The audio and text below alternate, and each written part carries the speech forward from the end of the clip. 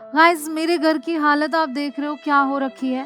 क्या कभी आपके घर की भी ऐसी हालत होती है? बिल्कुल होती है, आई एम श्योर कभी ना कभी तो ऐसी हालत हो ही जाती है, स्पेशली अगर घर में बच्चे हों तो घर की कुछ ऐसी ही हालत होती है। इन सभी बातों को इंग्लिश में कैसे डिस्क्राइब करें? मतलब कि छोटी-छोटी चीज़ें, जैसे कि कमरा बिखरा हुआ है, चीज़ें बिखरी हुई हैं या फिर धूल जमी हुई है, जो खाना पड़ा हुआ है उसमें फंगस लग गया है, जाला लगा हुआ है। इन सभी बातों को इंग्लिश में कैसे करना है ये मैं आज आपको बताने वाली हूँ। साथ ही जब इन गंदगियों को क्लीन करने की बात होती है तो इंग्लिश में कैसे करें वो भी मैं आपको बताऊंगी, इसलिए वीडियो में एंड तक जरूर से बने रहना guys. My name is Kanchan and you are watching me on English Connection. Let's begin. तो अभी आप क्या देख रहे हो कि ये जो हमारा फ्रिज है इसमें यहाँ जो खाना पड़ा हुआ है, जैसे कि ये ब्रेड है, ये फ्रूट्स हैं, इन्हें हम कैसे डिस्क्राइब करें? ये तो दिख रहे हैं कि सड़ गए हैं, लेकिन इन्हें हम कैसे बोलेंगे, राइट? फंगस लगा हुआ है, इन्हें हम कैसे बोलें? तो इसके लिए आप एक वर्ड यूज़ करोगे, वो है moldy. There is moldy food in the refrigerator. अब यहाँ MOLDY दिख रहा है आपको, ये अमेरिकन स्पेलिंग है, इसी को MOULDY लिखते हैं ब्रिटिश इंग्लिश में। ऑलराइट, दोनों को बोलते एक ही तरीके से है, moldy. There is moldy food in the refrigerator, okay? या फिर the food has gone moldy, आप ऐसे भी बोल सकते हो, ठीक है? सो हैज गॉन मोल्डी ऐसे भी बोल सकते हैं। अब हम जब क्लीन करने की बात करेंगे फ्रिज को, जैसे जो कुछ भी है उसको हटा दिया, खाली करना, उसके लिए हम empty as a verb use करते हैं। एम्प्टी एक वर्ब है, ठीक है? एम्प्टी एडजेक्टिव भी है, एम्प्टी मतलब खाली, एंड एम्प्टी का मतलब होता है खाली करना। सो एम्प्टी द रेफ्रिजरेटर मतलब कि फ्रिज को खाली कर दो, and wipe it with a clean cloth. Wipe मतलब पोंछना, जैसे ये जो कपड़ा है इसे हम क्लॉथ बोलेंगे। क्यों इसे हम क्लॉथ बोलेंगे? क्योंकि ये कोई सिला हुआ कपड़ा नहीं है। जो सिले हुए कपड़े होते हैं उन्हें हम क्लोथ्स बोलते हैं, ठीक है? लेकिन जो एक बिल्कुल एक पीस है या फिर थान का कपड़ा जैसे होता है, इसे हम क्लॉथ बोल सकते हैं। तो क्लीनिंग, क्लीनिंग क्लॉथ, ठीक है? So wipe it with a clean cloth मतलब एक साफ कपड़े से पोंछ दो। रेफ्रिजरेटर को खाली कर दो और साफ कपड़े से पोंछ दो, ठीक है? चलिए नेक्स्ट सिचुएशन देखते हैं। अभी आप क्या देख रहे हो, ये किचन का सीन है और किचन में सिंक में जूठे बर्तन पड़े हुए हैं, राइट? पड़े हुए हैं, ये भी बोलने के लिए आप क्या यूज करेंगे? अब देखिए, there are dirty dishes, dirty dishes जो कि यूज हो चुके हैं। जब आप खाना खा लेते हैं तो उन डिशेस को हम क्या बोलेंगे? डर्टी डिशेस, ठीक है? And sitting in the sink, sitting क्यों बोल रहे हैं? पड़े हुए, कोई चीज कहीं पर काफी देर से पड़ी हुई है तो हम सिटिंग बोल सकते हैं, ठीक है? So there are dirty dishes sitting in the sink. Dishes, dish वैसे हम अगर बात करें, यहाँ पर आपको क्लियर नहीं दिख रहा होगा, नो वरीज। अगर हम डिश की बात करें तो वैसे तो हम थाली को भी डिश बोल सकते हैं, प्लेट को भी बोल सकते हैं, इवन व्यंजन को भी बोलते हैं, राइट? फूड को। बट अगर हम डिशेस बोलते हैं, द डिशेस बोलते हैं, ऑलराइट, तो उसमें हम ऐसे समझ सकते हैं, आप ऐसे समझ सकते हो कि जो गंदे बर्तन है जो यूज हो चुके हैं उन्हें हम डिशेस बोलते हैं, ठीक है? सो सिंपल सा है। अभी आपको दिख रहा है कि सब कुछ साफ हो गया, बर्तन साफ हो गए। बर्तन साफ कर दो, धो दो बोलने के लिए हम बोलते हैं डू द डिशेस। क्या बोलते हैं? Do the dishes. इसका मतलब होता है वॉश द डिशेस, ठीक है? सो ये जो वॉश है इसकी जगह आप ये भी यूज कर सकते हो, इसका मतलब होगा बर्तन धो दो, या फिर आप वॉश अप भी बोल सकते हो, वॉश अप या वॉश अप द डिशेस, ठीक है? There are many ways to say the same thing. एक ही चीज को बोलने के कई तरीके होते हैं, यही आपको थोड़ा थोड़ा करके समझते जाना है और आदत में लेकर आना है। अभी भी किचन का सीन है, आपको क्या दिख रहा है? गैस स्टोव दिख रहा है और साथ ही ये आपको दिख रही होगी गंदगी, ठीक है? तो इसे हम कैसे डिस्क्राइब कर सकते हैं? इसके लिए है देयर इज। देयर्स मतलब देयर इज, ये देयर और इसका कॉम्बिनेशन है, कॉन्ट्रैक्शन है। अभी आप देखो, अ फिल्म मैंने यूज किया, अ फिल्म ऑफ ग्रीस। सो ये जो है ये ग्रीस है। फिल्म का मतलब होता है एक लेयर, एक पतली लेयर, ठीक है? सो अ फिल्म ऑफ डस्ट भी आप बोल सकते हो, धूल की लेयर। तो वैसे यहाँ पे अ फिल्म ऑफ ग्रीस बोल रहे हैं अराउंड द स्टोव, ठीक है? अराउंड, अराउंड का मतलब होता है चारों तरफ। तो स्टोव के चारों तरफ ग्रीस की एक लेयर है, ठीक है, इस तरीके से डिस्क्राइब किया। अब क्लीन करने के लिए हम क्या यूज करेंगे? ऑब्वियसली आप रगड़ कर घिस कर साफ करोगे तो हम स्क्रब यूज करेंगे उसके लिए। वर्ब क्या है? Scrub. Scrub the stove using a sponge. So ये जो हमारा है आप देख सकते हो, ये इसे हम बोलेंगे स्पंज। अगर इसके इस हिस्से की बात करें ग्रीन वाले तो हम उसे स्क्रब बोल सकते हैं, और ये जो बिल्कुल सॉफ्ट सा होता है उसे हम स्पंज बोलते हैं। ठीक है, और स्क्रब एक वर्ब भी है। सो स्क्रब मतलब घिस कर, स्पंज से घिस कर स्टोव साफ कर दो। ठीक है, क्लियर। अब ये किचन का ही सीन है और यहाँ पर आप देख रहे हो माइक्रोवेव। ठीक है, अब माइक्रोवेव जो है उस पे आपको ये छींटे दिख रहे होंगे। अब इन छींटों को बताने के लिए आप क्या यूज कर सकते हो? तो आप क्या यूज करोगे? There is food splattered all over the microwave. Splattered मतलब छींटे पड़े हुए हैं। ठीक है, सो खाने के छींटे पड़े हुए हैं यहाँ पर। ऑल ओवर द माइक्रोवेव मतलब पूरे माइक्रोवेव पर। ऑल ओवर समथिंग मतलब पूरी जगह पर। ठीक है, अब इसको क्लीन करने के लिए क्या करेंगे? Wipe the microwave. वाइप मतलब पोंछना होता है, मैंने आपको बताया। So wipe the microwave with a damp cloth. तो अभी ये तो मैंने बताया था ये क्लॉथ है। डैम्प का क्या मतलब होता है? डैम्प का मतलब होता है नम, यानी कि जब आप पानी में डुबो के उसके बाद उसको निचोड़ देंगे, निचोड़ने को हम बोलते हैं रिंग आउट।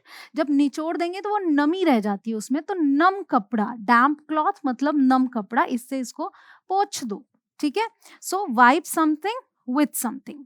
ठीक है, अभी आपके सामने क्या दिख रहा है? ये ब्रेड पीसेस हैं और यहाँ पर छोटे छोटे छोटे छोटे टुकड़े पड़े हैं, यहाँ भी छोटे छोटे टुकड़े पड़े हैं। इन्हें क्या बोलते हैं? क्रम्स। क्या बोलते हैं? क्रम्स। यहाँ पर बी साइलेंट होता है। ठीक है, ये साइलेंट रहेगा। जब बोलेंगे तो क्रम्स नहीं बोलेंगे, हम बोलेंगे crumbs. Okay, so there are crumbs all over the counter. So पूरे काउंटर पर क्रम्स बिखरे हुए हैं, यानी छोटे छोटे टुकड़े पड़े हुए हैं, ब्रेड के टुकड़े पड़े हुए हैं। ठीक है, तो ये आपको दिख भी रहा होगा, उसी हिसाब से आप समझ सकते हो अच्छे से। अब यहाँ हम यूज कर रहे हैं वाइप, बट साथ में हम यूज कर रहे हैं off. So wipe the crumbs off the counter. So कोई चीज आप वाइप करके हटा देते हो वहां से। अगर आप कोई भी काउंटर, कोई टेबल वाइप करते हो तो वाइप करके उसको किनारे तक ले जाते हो, राइट? तो एक तरीके से चीजें वहां से आप नीचे कहीं गिरा देते हो। सो वाइप ऑफ हम यूज करते हैं इसके लिए, wipe the crumbs off the counter. ठीक है, क्लियर। अब ये आपको क्या दिख रहा है? ये आपको दिख रहा है कमरा, और यहाँ भी चीजें बिखरी हुई हैं। तो आप क्या बोल सकते हो? देयर आर, क्योंकि यहाँ पर कपड़े आपको दिख रहे होंगे, यहाँ भी है, यहाँ भी है पड़े हुए। So there are clothes. अब देखो वही आ गया ना, क्लॉथ मैंने बोला था बिना सिला हुआ जो कपड़ा है, अनस्टिच्ड, और यहाँ पर हम क्लोथ्स बोल रहे हैं, वो क्लॉथ था। So there are clothes strewn all over the floor. ठीक है, स्ट्रून का क्या मतलब है? बिखरे हुए हैं। ठीक है, सो स्कैटर्ड भी आप बोल सकते हैं। There are clothes scattered all over the floor, बिखरे हुए हैं। ठीक है, सो स्ट्रून या फिर स्कैटर्ड, ये याद रखिएगा। आप इन दोनों को यूज कर सकते हो। अब ऑल ओवर द फ्लोर मतलब पूरे जमीन पर, फर्श पर। ठीक है, अब इसको हम हटाने के लिए क्या यूज करेंगे? Pick up and fold the clothes. So नीचे चीजें पड़ी हैं, उठाने के लिए हम यूज करते हैं pickup. So pickup and fold the clothes, यानी कि कपड़ों को उठाकर तय कर दो नीटली, यानी अच्छे से तय कर दो।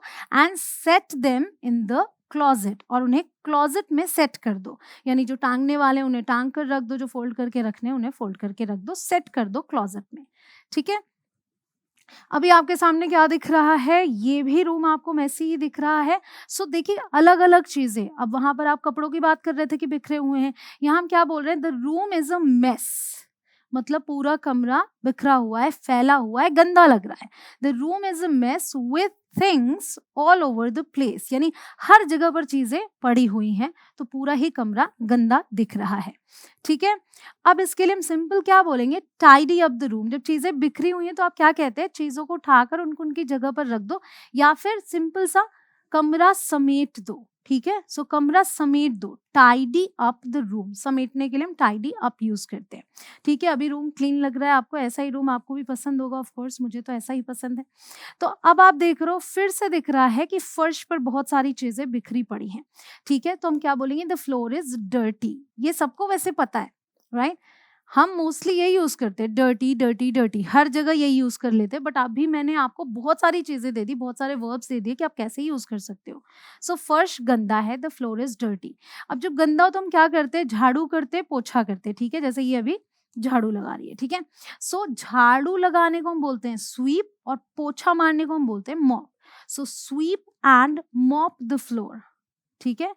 झाड़ू लगाकर पोछा लगा दो, ये हम बोल सकते हैं, या फिर झाड़ू और पोछा कर दो, ठीक है। सो फ्लोर को इस तरीके से आपको साफ करना है, याद रखेंगे स्वीप एंड मॉप, ठीक है। अब हम आ गए एक ऐसे रूम में जो बिल्कुल आपको साफ दिख रहा होगा, लेकिन ये साफ नहीं है क्योंकि आपको वो चीज दिख नहीं रही है जो मैं दिखाना चाह रही हूँ, वो है डस्ट, ठीक है। ये क्या है, एक को हम बोलेंगे शेल्फ, और सबको एक साथ बताएंगे तो क्या बोलेंगे, शेल्व्स, ठीक है, shelves. So a thick layer of dust has built up on all the shelves. So ये जो शेल्व्स हैं इन पर मोटी लेयर, धूल की मोटी लेयर, मोटी परत जम गई है, हैज बिल्ट अप, धीरे धीरे धीरे धीरे इकट्ठी हो जाती है, ठीक है। सो मैं आपको दिखा नहीं पा रही हूँ बट सफाई जरूर दिखा दूंगी। सो डस्ट द शेल्फ, सिंपल सा है। शेल्व्स की बात करते हैं, झाड़ दो, धूल पड़ी है तो क्या बोलते हैं, झाड़ दो। झाड़ने की इंग्लिश होती है डस्ट, डस्ट द शेल्व्स, ठीक है, डस्ट द शेल्व्स। कुछ भी झाड़ना है, इस तरीके से कपड़ा आप मारते हो, हटाते हो, तो आप डस्ट यूज करोगे। अभी ये जो सीढ़ियां, स्टेयर्स हमारे, ये भी आपको गंदे दिख रहे हैं। अब इसे कैसे हम एक्सप्रेस करेंगे, कैसे बताएंगे, कैसे डिस्क्राइब करेंगे, the stairs are covered in dirt and grime, ठीक है। डर्ट वही हो गया धूल, ठीक है, मिट्टी, डस्ट हो गया धूल, डर्ट हम मिट्टी के लिए यूज करते हैं, तो मिट्टी दिख रही है। और साथ ही जब मिट्टी एकदम जम सी नहीं जाती है जिसको कि आपको स्क्रब करके निकालना पड़े, ऐसे नहीं है कि आपने हाथ से झटक दिया तो साफ हो गया, झाड़ू से साफ हो गया, अच्छे से घिसना पड़ेगा। वो जो थोड़ा जम जाता है उसे हम ग्राइम बोलते हैं। So the stairs are covered in, देखो कवर्ड इन यूज हो रहा है, covered in dirt and grime, ठीक है। अब हम सिंपल सा क्या यूज कर रहे हैं यहाँ पे, vacuum the stairs. So vacuum, एक वैक्यूम आपको दिख रहा है एज अ मशीन, ये तो होता ही है, लेकिन वैक्यूम एक वर्ब भी है, ठीक है। तो हम बोल सकते हैं वैक्यूम द स्टेयर्स, मतलब वैक्यूम से स्टेयर्स को साफ कर दो। ऑलराइट, अब क्योंकि ग्राइम भी था तो आप यहाँ पे स्क्रब यूज कर सकते हैं, vacuum and scrub the stairs, आप ऐसे भी बोल सकते हो, ठीक है। अभी यहाँ पर आपको दिख रहा है जाला, जाला को बोलते हैं कॉबवेब, क्या बोलते हैं, कॉबवेब, ये जो जाला दिख रहा है आपको। So there are cobwebs in the corners, okay, मतलब कोनों में जाले लगे हुए हैं, जाले हैं। देयर आर कॉबवेब्स, हैंगिंग भी बोल सकते हो यहाँ पे आप, ठीक है। सो हैंगिंग इन द कॉर्नर्स यानी लटके हुए हैं, ये भी आप बोल सकते हैं, दोनों तरीके से आप बोल सकते हैं। और कॉबवेब्स को हटाने के लिए हम सिंपली रिमूव भी यूज कर सकते हैं। एंड अगर हम झाड़ू या डस्टर ऐसा कुछ यूज कर रहे हैं तो हम स्वीप अवे भी बोल सकते हैं। So sweep away the cobwebs using a broom और अ डस्टर, ठीक है। सो जाले को या जालों को झाड़ू या डस्टर से हटा दो, स्वीप अवे। Alright, clear. तो ये सारी चीजें आपने सीखी एंड आई एम श्योर आप इन्हें यूज भी करने वाले हो। जरूर से करना, मुझे कमेंट सेक्शन में जरूर से बताना कि आप कौन से वर्ब्स यूज करने वाले हो, because I know dirty dirty dirty ये तो यूज करते आ रहे हैं, बट अब क्या यूज करेंगे वो जरूर से बताना। अभी आपको दिख रहा है ये वॉशरूम का सीन है, और ये जो है ड्रेन, यहाँ पर बाल पड़े हुए हैं जो यूजुअली हो ही जाता है डेली हेयर वॉश की वजह से। The drains are clogged with hair, ठीक है, क्लॉग्ड जब जाम हो जाते हैं, पानी नहीं वहां से निकल पाता है, ठीक है। सो हम क्लॉग्ड बोलेंगे उसके लिए, क्या बोल रहे हैं, क्लॉग्ड। अब जब हम इसे रिमूव करेंगे जिससे कि पानी निकलने लगे तो हम क्या यूज करेंगे, सिंपल है, अनक्लॉग यूज करेंगे, ठीक है। So unclog the drains, unclog the drains यानी कि ड्रेन्स या नालियों को अनक्लॉग कर दो ताकि कोई रुकावट ना रहे। ऑलराइट, अब आपको दिख रहा है मिरर दिख रहा है यहाँ पे, और साथ ही उस पर दाग धब्बे दिख रहे हैं। तो इसके लिए हम क्या यूज करेंगे, हमारा हाथ भी पड़ जाता है कभी ग्लास या मिरर पे, तो क्या होता है, जो हमारे कह सकते हैं कि हमारा हैंड प्रिंट वहां पर आ जाता है, राइट।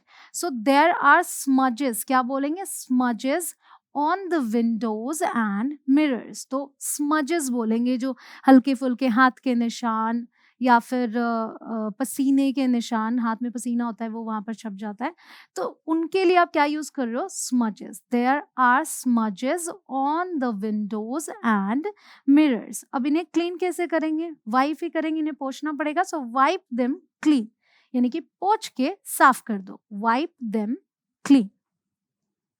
ऑलराइट, अब यहाँ पर आपको क्या दिख रहा है कि एक कमरा है और एक कोने में ढेर सारे आपको न्यूज़पेपर दिख रहे होंगे, ठीक है? सो इसके लिए आप क्या बोल सकते हो? कोई चीज़ इकट्ठी होती जाए, जैसे घर में बोल रहे हैं अंबार लगा हुआ है, ऐसे भी बोल देते हैं। So there are old newspapers piled up. Okay, क्या बोल रहे हैं? Piled up in the corner. Piled up, इकट्ठे हो गए हैं। एक के ऊपर एक आप फाइल्स रख देते हो, उन्हें भी आप पाइल्ड अप बोल सकते हो, ठीक है? रिमूव, बस कोई चीज कहीं से हटानी है, रिमूव द ओल्ड न्यूज़पेपर्स, हटा दो वहां से, और हट गया, आपको दिख रहा होगा, क्लीन हो गया। अभी अब है आपके सामने डस्टबिन्स, राइट? सो बहुत सारा कचरा भरा पड़ा है, मक्खियां इधर उधर भिनभिना रही हैं, तो इसके लिए हम क्या बोलते हैं? पहले तो trash and garbage are piled up. अब यहाँ भी देखो इकट्ठे हो गए, ठीक है, इसलिए पाइल्ड अप बोल रहे हैं। ढेर सारा कचरा आपको दिख रहा है, इसलिए पाइल्ड अप बोल रहे हैं। अब इसे खाली करने के लिए मैंने बताया था एम्प्टी यूज करते हैं हम खाली करने के लिए कुछ, सो empty the trash and garbage, यानी कि कचरा खाली कर दो, ठीक है, या कचरे का डब्बा खाली कर दो। ऑलराइट, सो इस तरीके से हमारा घर हो जाता है क्लीन। एंड इसी तरीके से आपको इंग्लिश बोलते रहना है, क्योंकि दिक्कत कहाँ आती है कि इस सिचुएशन में हम इंग्लिश को कैसे बोले, मतलब यहाँ पर मुझे ये वर्ड्स नहीं पता, इन्हें कैसे बोले, तो हम बिल्कुल सिंपल वाला वो कैब उठाकर बोल लेते हैं। दैट्स फाइन, आप बोल सकते हो, उसमें दिक्कत नहीं है। बट अगर आप चाहते हो कि आप और भी ज़्यादा अच्छे-अच्छे वो कैब्स यूज़ कर सको और आपकी इंग्लिश जब आप बोलो तो लोगों को सुनकर अच्छा लगे, तो डिफरेंट आपको वो कैब्स यूज़ करने चाहिए, और वही मेरी कोशिश है। गाइस, अब आपसे एक रिक्वेस्ट है, अगर आपको ये वीडियो पसंद आई तो वीडियो को लाइक ज़रूर कर दें, और चैनल पर नए हो, अभी तक सब्सक्राइब ना किया हो तो सब्सक्राइब करके बेल आइकॉन को हिट कर दें, ताकि आप आगे आने वाली वीडियोस मिस ना करें। अपने फ्रेंड्स के साथ इस वीडियो को अभी शेयर कर दें, ताकि वो भी सीख सके ये वर्ड्स और इंग्लिश बोल सके अपनी डेली लाइफ में। मिलती हूँ आपसे अगले वीडियो में, आप करते रहे प्रैक्टिस। जय हिंद।